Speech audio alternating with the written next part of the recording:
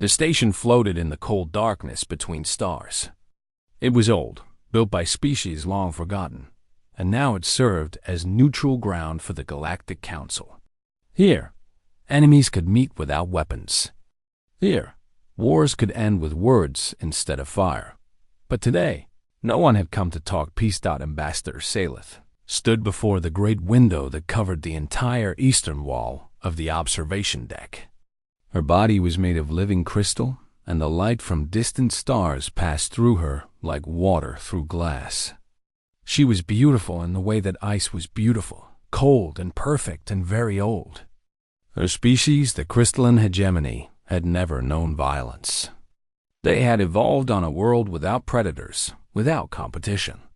They found the concept of war fascinating in the same way a scholar finds ancient diseases fascinating. Around her stood representatives from 17 different species.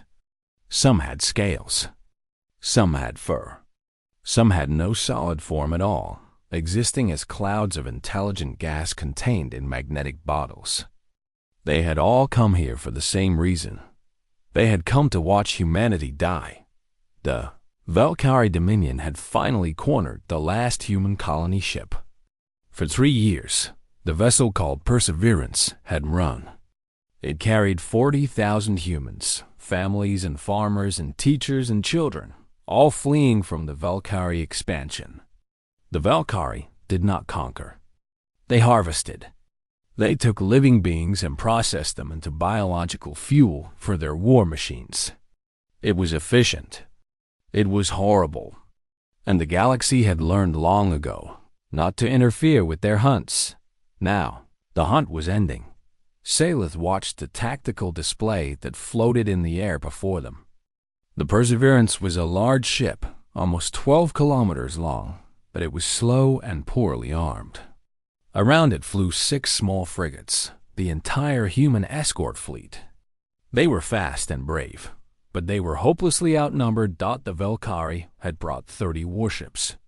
Their flagship alone was larger than the entire human fleet combined. Voice cut through the silence of the observation deck. It was rough and cruel, like stone grinding against stone. "The hunt concludes," said the Valkyrie diplomatic attach. His name was Krethax, and he looked like a nightmare given flesh. 8 legs supported a body covered in dark armor plates. 4 arms ended in claws that could cut through steel. His eyes, all 6 of them, glowed with a pale hunger. "Your council observers will witness the efficiency of Dominion methods." No one responded. What was there to say? The humans had no allies here. They were too new to the galactic community, too primitive. They had only achieved faster than light travel 40 years ago. In galactic terms, they were infants stumbling into a universe full of giants. Salith noticed movement near the back of the observation deck. A small figure stood alone, away from the alien delegates. It was the human cultural attach, a woman named Elena Vasquez. She had been assigned to the station 2 years ago, a minor diplomatic position for a minor species. The council had allowed her to remain as a courtesy. A final witness to her people's end. She was not impressive to look at. Small by human standards, with dark hair pulled back from a tired face. She wore the simple gray uniform of the human diplomatic corps. No medals, no rank insignia. She carried no weapon. She simply stood and watched. Salith found this interesting. She had observed many species face extinction over her long life. Some screamed. Some begged. Some tried to bargain or fight or flee. But this human did nothing. She just watched the tactical display with dark, quiet eyes. The Valkyrie flagship broadcast its message. Warlord Dexon's image appeared in the air, projected for all to see. He was massive, even for his species, and his armor was decorated with trophies taken from 100 conquered worlds. Bones and skulls and preserved organs hung from chains around his neck. "Human vessel," Nexon said, his translator turning his clicks and growls into words. "You have led us on a long chase. It ends now. Surrender your passengers for processing, and your crew will be granted quick deaths. Resist, and we will make your suffering last for days." The response came quickly. A human face appeared beside the warlord's image. Captain James Chun was old for a human, his hair gray and his face lined with years of worry. But his voice was steady. "This is Captain Chun of the colony ship Perseverance. We will not surrender. We will not stop. We will not give you our children." Exxon laughed. It was an ugly sound. Then watch them burn. The battle began. The human frigates moved first, racing toward the Valkyrie formation. They were fast and they were nimble, and their pilots flew like they had nothing to lose. Because they did not. The first frigate died in a flash of light, torn apart by weapons that could crack moons. The second lasted longer, dancing between enemy ships, drawing fire away from the Perseverance. Salith watched the human attach. Elena had not moved, had not screamed or cried, but her lips were moving, forming words too quiet for normal hearing. Curious, Salith adjusted her crystalline structure, shifting her internal frequencies to amplify sound. It was a minor trick, something her species could do easily. She focused on the human woman and listened. Numbers. Elena was murmuring numbers, dates, names, places. 300 at the pass. Held for 3 days. 27 million dead in the siege. 4 years of trench warfare. Salith did not understand. The words seemed random, disconnected from the battle playing out before them. A third human frigate exploded. Then a fourth.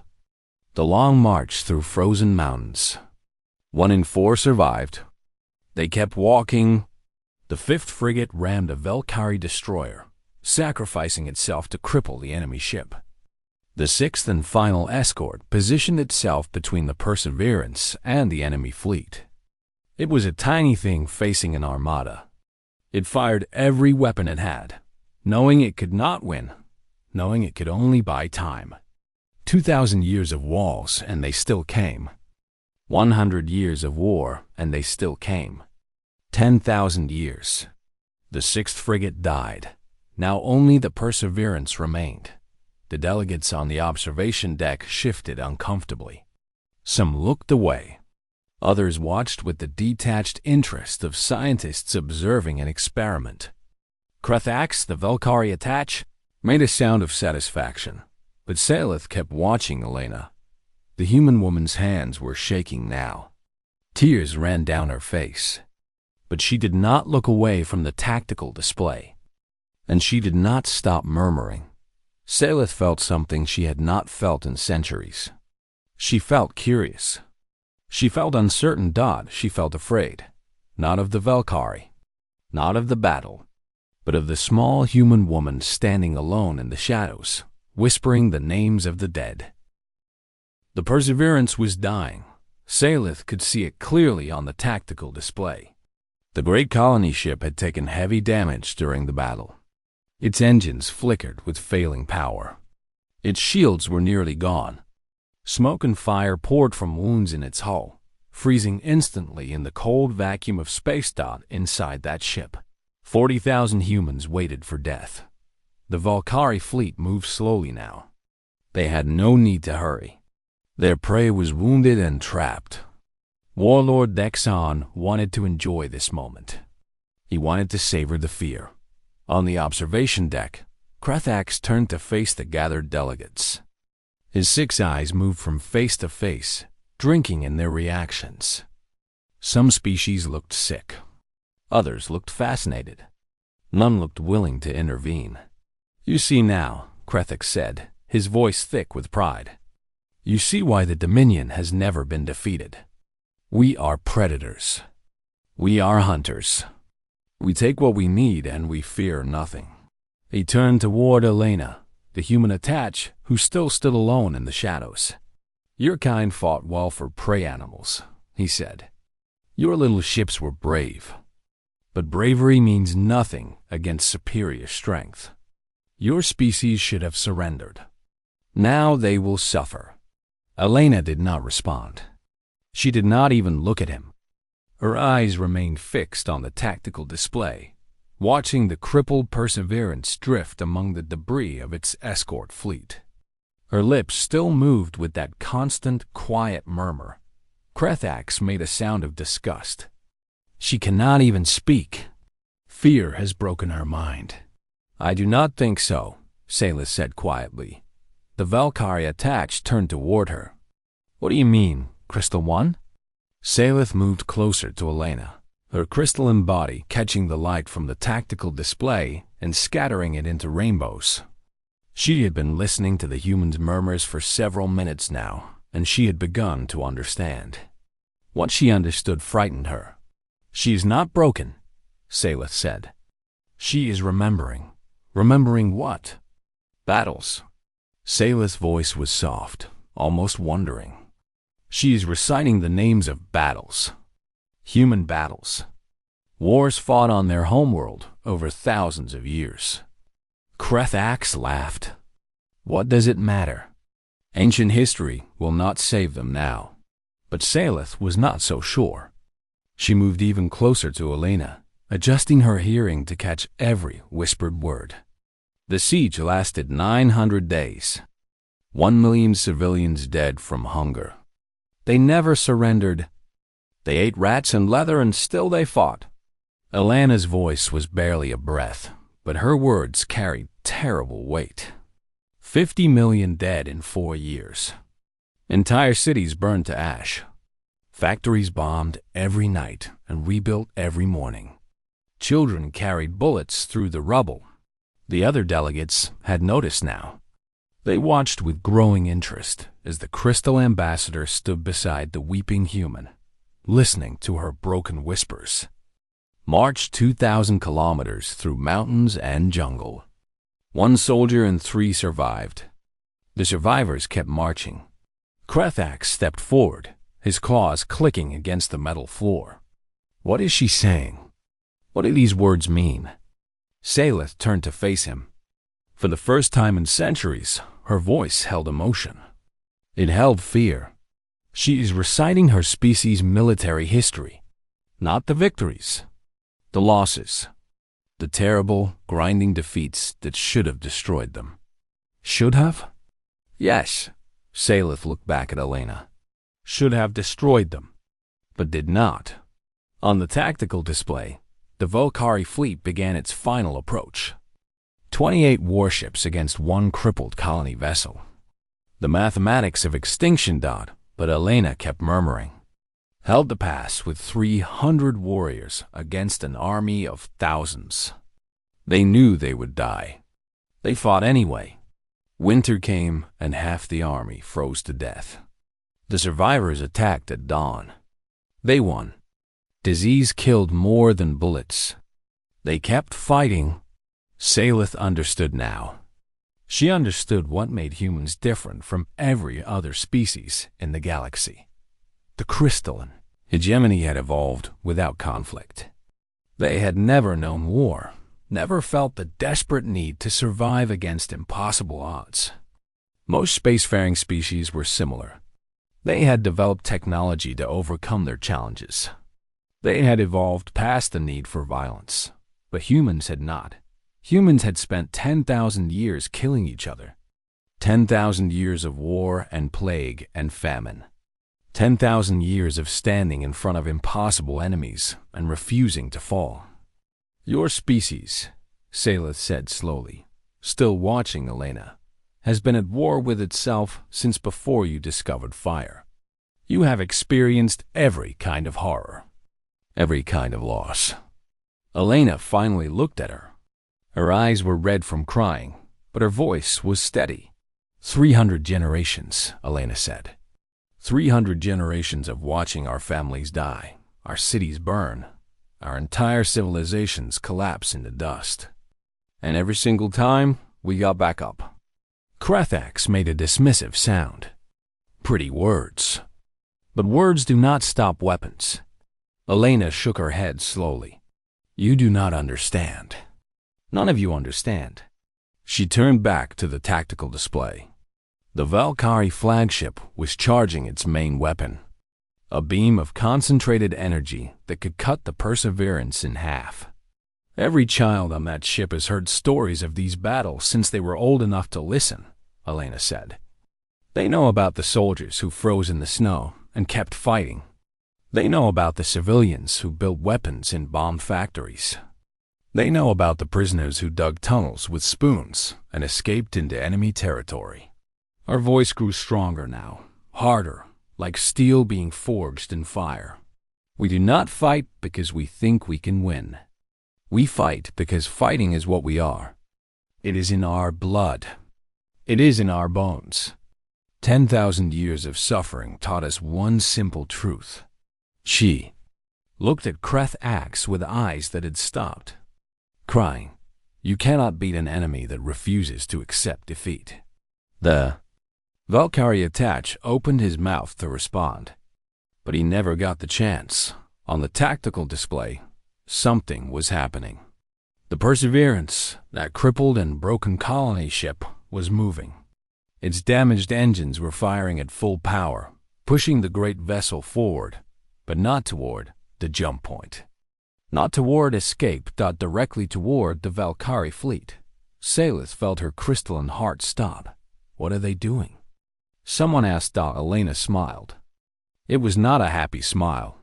It was the smile of someone who had always known this moment would come. They are doing what humans have always done, she said quietly. They are making the enemy pay for every step. The Perseverance was a colony ship. It had been built for farming families and factory workers, for teachers and doctors and children with dreams of new worlds. It carried greenhouses and libraries and playgrounds. Its hull was thick to protect against radiation, not weapons. Its engines were designed for long journeys, not quick escapes. It was 12 kilometers of hope and desperation, and now it was moving at full speed toward the Valkyrie Armada. Warlord Dexon saw it coming. His image still floated above the observation deck, visible to all the council delegates. His face, that nightmare arrangement of eyes and mandibles and armored plates, showed confusion. "What is this?" he demanded. "What are they doing?" No one answered him. No one knew. The Valkyrie fleet opened fire. Beam weapons and missiles and projectiles, the size of buildings, streaked toward the charging colony ship. The Perseverance shuddered and burned. Pieces of its hull tore away and spun into the darkness. Entire sections went dark as power systems failed, but it kept coming. Salith watched the tactical display with growing horror.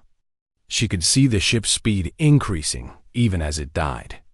The human crew was pushing the engines beyond their limits, burning out the reactor cores to squeeze every last bit of acceleration from the wounded vessel.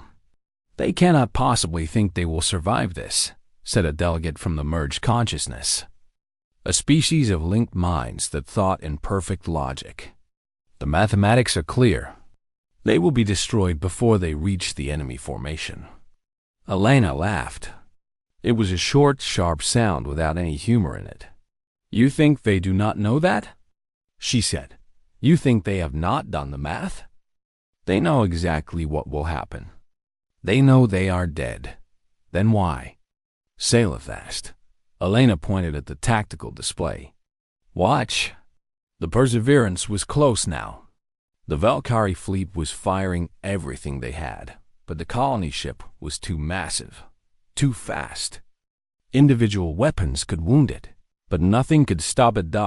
And then Salith saw what Elena meant. The Perseverance was not aiming at the fleet. It was aiming at the flagship. Warlord Dexon realized it at the same moment. His image flickered with sudden fear. Orders flew across Valkyrie communications channels. The flagship began to turn, began to accelerate, but it was too slow.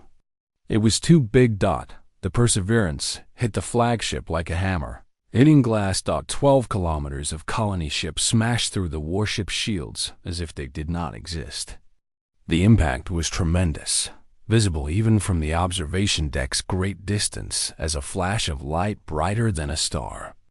Both ships crumpled and twisted, metal screaming and tearing in the silence of space.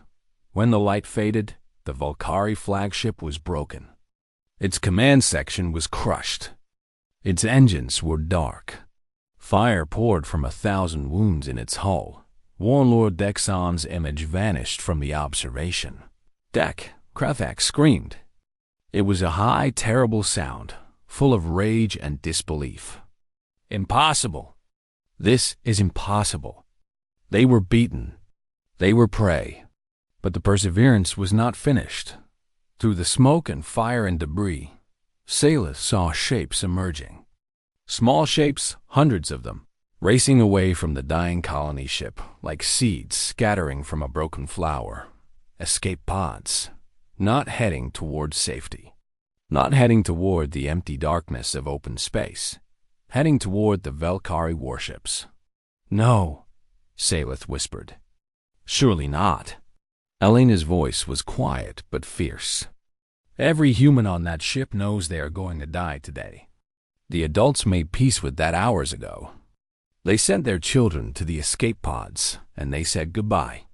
And then they asked themselves a simple question. The first escape pod reached a Valkyrie destroyer. It did not try to dock. It did not try to negotiate. It crashed directly into the destroyer's hull. Through the tactical display sensors, Salith could see figures emerging from the wreckage. Human figures wearing emergency suits and carrying tools. Cutting torches. Hull-breaching charges. Things meant for repair and construction now turned into weapons. The question they asked, Elena continued, was this: if we are going to die, how many of the enemy can we take with us? All across the Valkyrie fleet, escape pods were striking like angry insects. Humans were forcing their way through hulls, fighting through corridors, dying by the dozens, but taking enemies with them. These were not soldiers. These were farmers and teachers and engineers. People who had never held a weapon in their lives. But they were also humans. And humans had been killing each other for 10,000 years. They knew how it was done. A Valkyrie cruiser went dark as humans fought their way into its engineering section and destroyed its power core. A destroyer began spinning out of control as its bridge. Crew was overwhelmed by attackers carrying nothing but metal pipes and desperate fury. The delegates on the observation deck watched in stunned silence. They had never seen anything like this. No species fought this way. No species turned civilians into weapons, turned a defeat into a mutual destruction. But humans did. You have to understand, Elena said, her voice now barely above a whisper. Every human child grows up hearing stories of last stands, of soldiers who knew they would not survive, but fought anyway, of ordinary people who became warriors because there was no one else. She watched the tactical display with eyes that had seen too much. We do not surrender because we have hope. We fight because fighting is all we know how to do. Give us a knife and we will face an army. Take our knife and we will use our hands. Break our hands and we will use our teeth. Krethax was backing away from the window, his 6 eyes wide with something Salith had never seen in a Valkyrie before. Fear. This is not battle, he whispered. This is madness. Elena turned to look at him. Her face was wet with tears, but her voice was cold. No, she said. This is humanity. This is what 10,000 years of suffering creates. A species that has learned to endure anything. A species that will not stop fighting until there is nothing left to fight with. She pointed at the chaos on the tactical display, at the burning ships and dying warriors and desperate humans still charging into enemy fire. You called us prey animals. You said we were weak, but you forgot something important. Our smile was terrible and beautiful and very, very human. The deadliest animal is not the strongest or the fastest. It is the one that refuses to die. Salith had lived for 6,000 years. In all that time, She had never witnessed true violence. Her species had no word for war. They had no concept of killing for resources or territory or revenge. The crystalline hegemony had watched other species fight, had studied their conflicts with academic interest, but they had never understood. Now, watching the chaos unfold on the tactical display, Salith finally understood, and the understanding filled her with cold terror. The Valkyrie fleet was falling apart, not from superior tactics or better weapons, but from something far more disturbing. The humans were fighting in ways the Valkyrie had never imagined. They were attacking without hope, without plan, without any expectation of survival. They were fighting like animals, like cornered animals who knew they were going to die and had decided to make their deaths mean something. Salith watched a human engineer ram his escape pod into a Valkyrie ammunition storage bay. The explosion destroyed him and the entire forward section of the enemy cruiser. She watched a group of farmers force their way onto a destroyer's bridge, armed with nothing but cutting torches and rage. They died within minutes, but not before crippling the ship's navigation systems. She watched a mother carry her child to an escape pod, kiss her goodbye, and then turn back toward the burning corridors of the Perseverance to join the fight. How? Salith asked. Her crystalline voice shook with something she had never felt before. How do you do this? How do you choose death so easily? Elena stood beside her, watching the same scenes of horror and sacrifice. The human woman's face was a mask of grief, but her voice remained steady. We do not choose death easily, Elena said. We choose it because there is no other choice. When you have nothing left to lose, you become free. Free to do what must be done. But the children, Salith said. Surely they could have fled. Surely they could have surrendered. The Valkyrie might have shown mercy. Elena laughed bitterly. Mercy? The Valkyrie do not know mercy. They would have taken those children and processed them into fuel.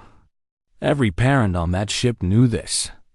Every parent made the same calculation. She turned to face Salith directly. What would you do if someone came for your children?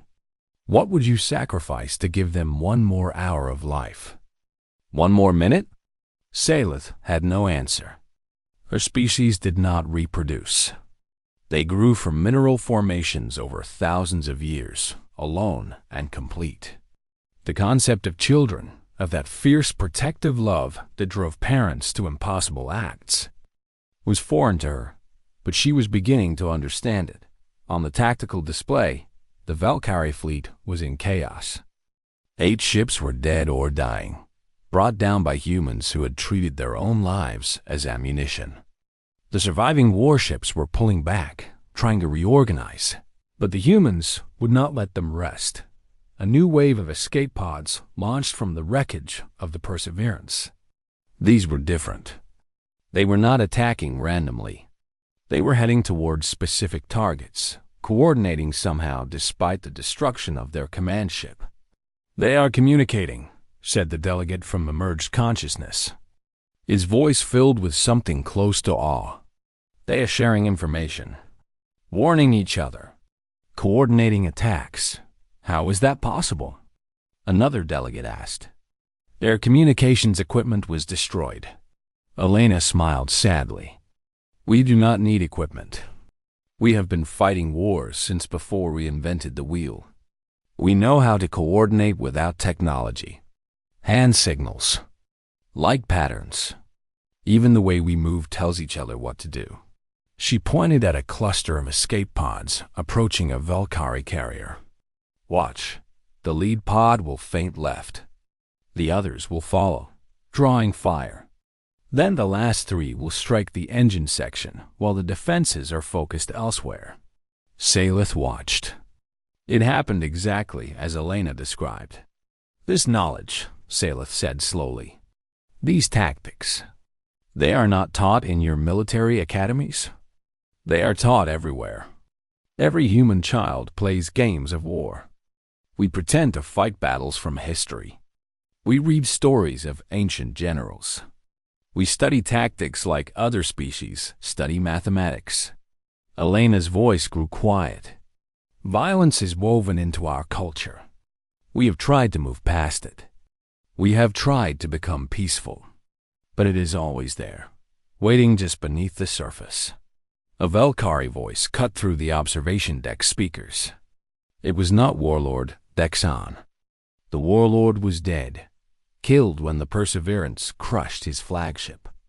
This was a new voice, younger and filled with panic. All ships, retreat. All ships, retreat immediately. This prey is corrupted. This prey is insane. Krethax stood frozen near the back of the observation deck.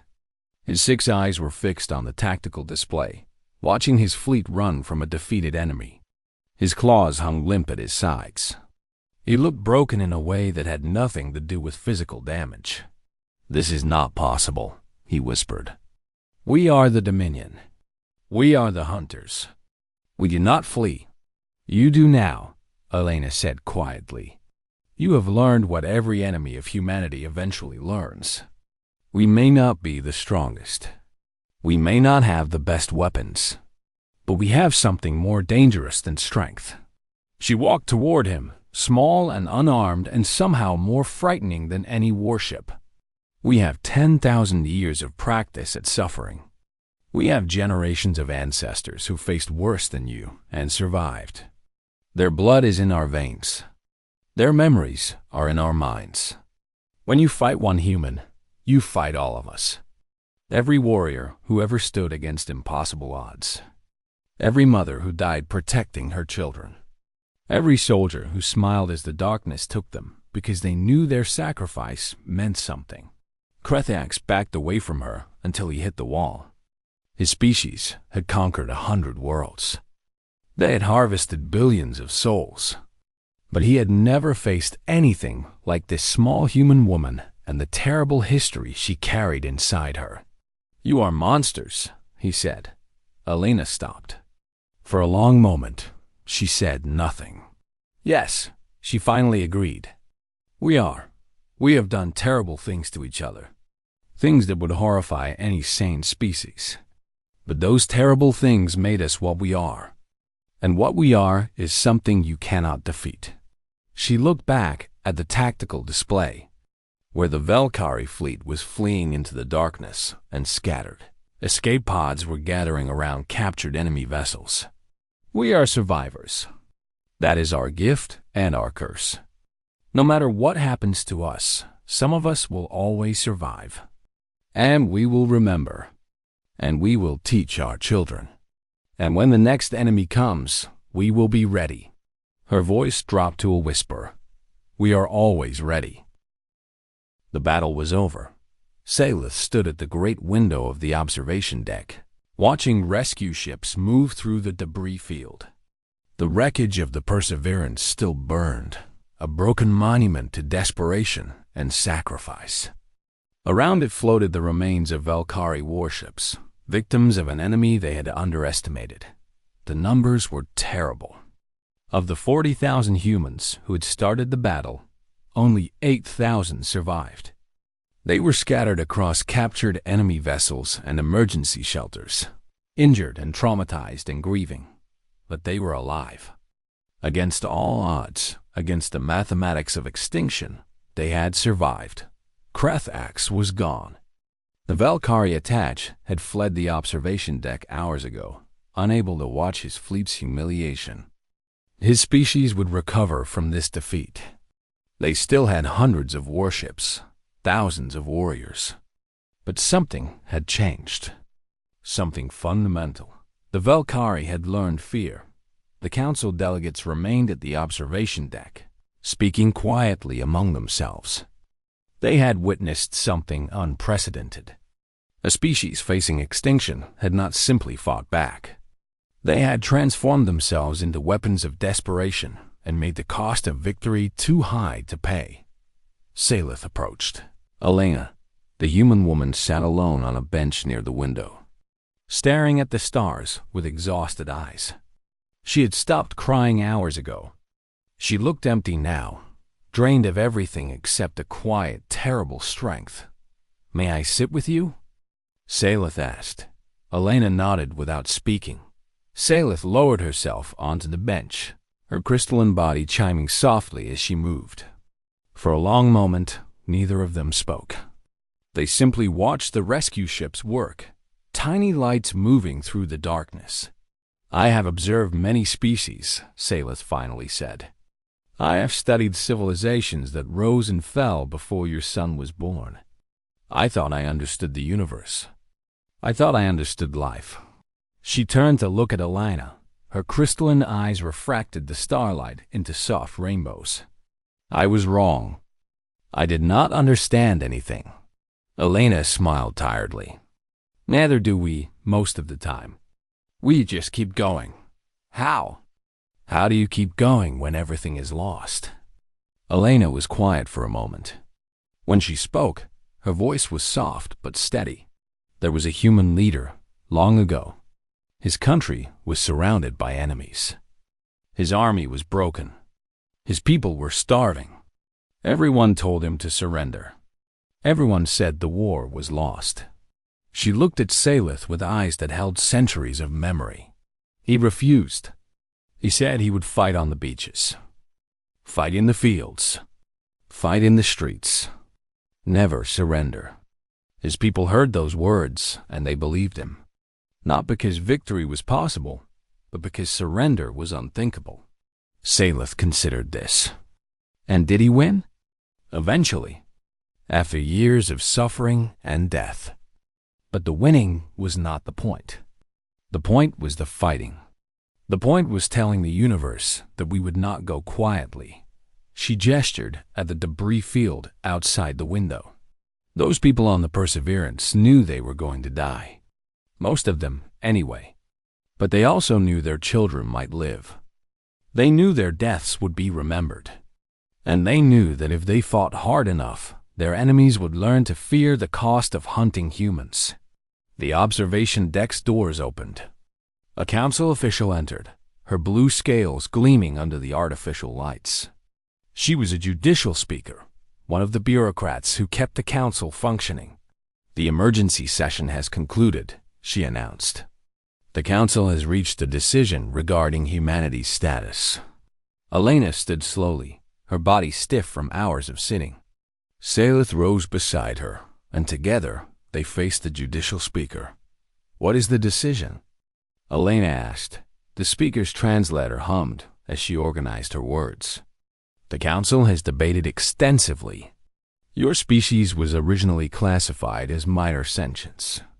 Category 7, a young race with limited technology and no significant military capability." She paused, consulting a data tablet. "That classification has been revised."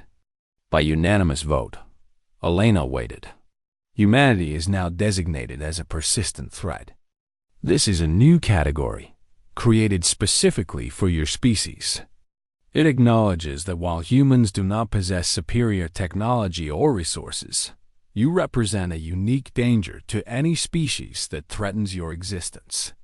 Salith heard murmurs from the other delegates. A new category. In 6,000 years of galactic civilization, no species had ever required the creation of a new classification. Elena's expression did not change. What does this designation mean in practical terms? It means the Council strongly advises all member species against hostile action toward human populations. The speaker's scales flickered with something that might have been discomfort. It means your species, despite its youth and limited resources, has demonstrated capabilities that make you problematic to confront. Problematic, Elena repeated. That is the diplomatic term. The speaker lowered her tablet. The unofficial term used in the debate was terrifying. Elena laughed. It was a genuine laugh, full of exhaustion and relief and something darker that Salith could not identify. "Thank you," Elena said. "Thank you for telling me." The speaker nodded and left. The other delegates began to file out, casting glances at Elena as they passed. Their expressions varied. Some showed fear. Some showed respect. Some showed a mixture of both. When they were alone again, Salith spoke. "You asked me earlier why I was watching you instead of the battle. I did not answer then. May I answer now?" Elena nodded. "I watched you because you were the most interesting thing in the room. A human facing the extinction of her species, and she did not scream or beg or collapse. She simply stood and whispered the names of ancient battles." Salith's crystalline voice grew soft. "I understand now. You were not broken by fear. You were drawing strength from your ancestors. Every name you whispered was a reminder that your species has faced impossible situations before and survived." Elena looked out at the stars. A reflection in the window was faint, ghost-like. "We are never alone," she said quietly. "Even when we are the last ones standing, we carry everyone who came before us. Their courage, their suffering, their refusal to give up." She placed her hand against the cold glass of the window. "I was afraid today, more afraid than I have ever been. But I knew that my fear did not matter. What mattered was standing. What mattered was watching. What mattered was showing the universe that even when you think you have beaten us, we are still here." Salith reached out and touched Elena's shoulder with a crystalline hand. The contact was cool and strange. Two completely different forms of life acknowledging each other. "The galaxy will remember this day," Salith said. "They will remember what humanity did, and they will never forget the lesson you taught them." Elena turned to face her. Despite everything, she was smiling. It was the smile Salith had seen before, the smile that had frightened the Velkari attach, the smile of a species that had learned to survive anything. "Good," Elena said. "Let them remember. Let them tell their children and their children's children. Let them spread the word to every corner of the galaxy." Her smile widened. "Humans are never unarmed. We carry 10,000 years of war inside us. And we are very, very patient." Outside the window, the stars burned cold and eternal. Somewhere out there, 8,000 human survivors were beginning the long process of healing. They would mourn their dead. They would tell stories of sacrifice. They would teach their children the names of those who had given everything so that others might live. And in the halls of power across the galaxy, other species would hear of what happened today. They would study the tactics, the desperation, the impossible victory born from certain defeat, and they would understand, finally, what humanity truly was. Not the strongest species, not the smartest, not the most advanced dog, just the most stubborn dog, and sometimes, in a universe full of ancient powers and terrible weapons, that was enough. That was everything.